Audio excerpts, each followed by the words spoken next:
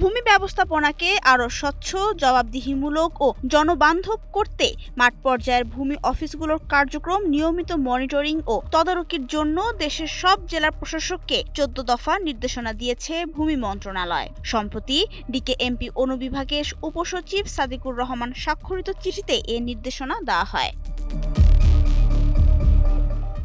নির্দেশনায় উপজেলা ভূমি অফিস, রাজস্ব সার্কেল এবং ইউনিয়ন ও পৌর ভূমি অফিসে কর্মকর্তা-কর্মচারীদের উপস্থিতি, শৃঙ্খলা ও সময়ানুবর্তিতা নিশ্চিত করতে বলা হয়েছে। পাশাপাশি নামজারি, ভূমি উন্নয়ন কর, খতিয়ান, নকশা ও রেকর্ড সংশোধন সহ সেবাগুলো নির্ধারিত সময়ে দেওয়া হচ্ছে কিনা তা নিয়মিত পর্যবেক্ষণের নির্দেশ দেওয়া হয়েছে। এছাড়া নাগরিক বান্ধব আচরণ, অনলাইন ভূমি সেবা, নামজারি ও ডিজিটাল রেকর্ড ব্যবস্থাপনার কার্যকারিতা পর্যালোচনা এবং দালাল ও দুর্নীতিমুক্ত সেবা নিশ্চিত করতে বলা হয়েছে।